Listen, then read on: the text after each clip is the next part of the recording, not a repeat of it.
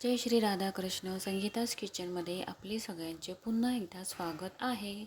मी आज बनवणार आहे भोपळ्याची भाजी. तर त्यासाठी मी भोपळा घेतलेला आहे, कांदा, लसूण, टोमॅटो, हिरवी मिरची आणि कढीपत्ता. भोपळा व्यवस्थित स्वच्छ धुवून घेतलेला आहे. आता त्याचे बारीक काप करणार आहे. व्यवस्थित बारीक चिरून घ्यायचा आहे आपल्याला भोपळा.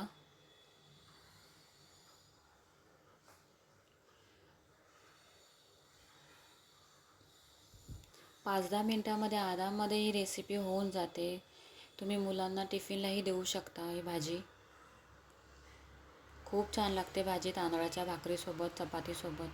चला, आपला भोपळा तर कापून झालेला आहे. आता कढईमध्ये 2-3 चम्मच तेल टाकून घेऊया आपण.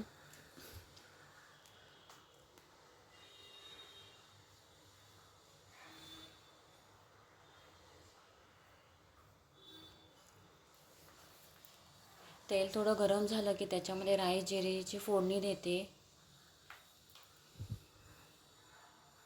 आता लसूण टाकून घेते सगळं. लसूणचे प्रमाण आणि हिरवी मिरचीचे प्रमाण थोडे जास्तच घ्यायचं आहे आपल्याला, कारण भोपळा हा चवीला गोड असतो ना, त्याच्यामुळं.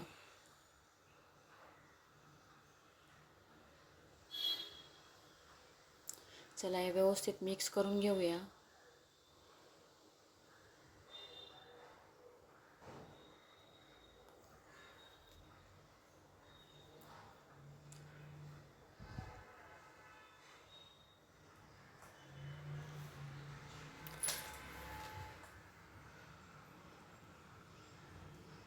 हे सारखं मिक्स करत राहायचं आहे आपल्याला थोडं. आता याच्यामध्ये आपण कढीपत्ता टाकून घेते मी, कांदा टाकून घेते आणि हिरवी मिरची टाकून घेते. आता हे सगळं व्यवस्थित मिक्स करून घ्यायचं आहे. कांदा मऊ होईपर्यंत आपल्याला व्यवस्थित मिक्स करत राहायचं आहे.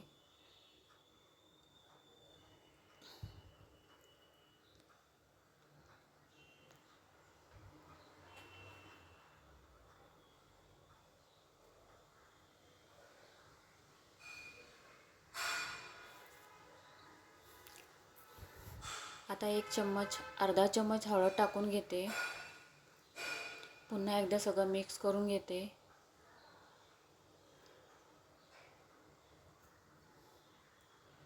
चला, भोपळ्याचे काप सगळे टाकून घेऊया आपण भाजीमध्ये.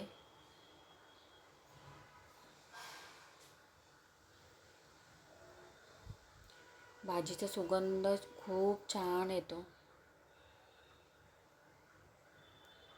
हे सगळं व्यवस्थित मिक्स करून घेऊया. आता याच्यामध्ये टोमॅटो टाकून घेणार आहे मी.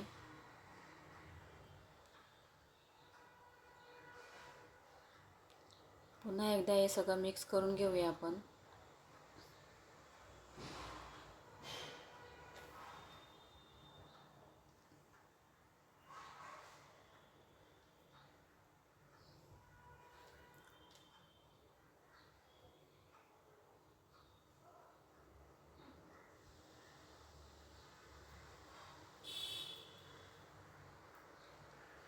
याच्यामध्ये 1 चम्मच मीठ घालून घेते मी.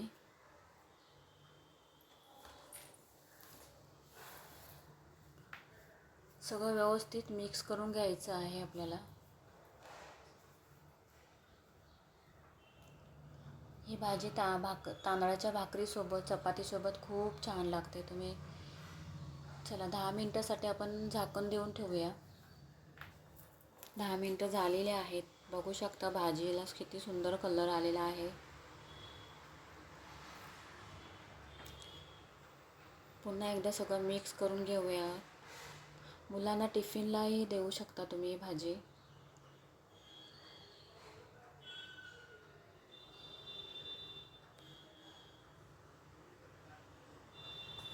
चला, आपली भोपळ्याची भाजी खाण्यासाठी रेडी आहे. माझी रेसिपी जर तुम्हाला आवडली असेल तर लाईक करा, शेअर करा आणि सबस्क्राईब करा. भेटूया पुन्हा पुढच्या रेसिपीमध्ये. Bye bye.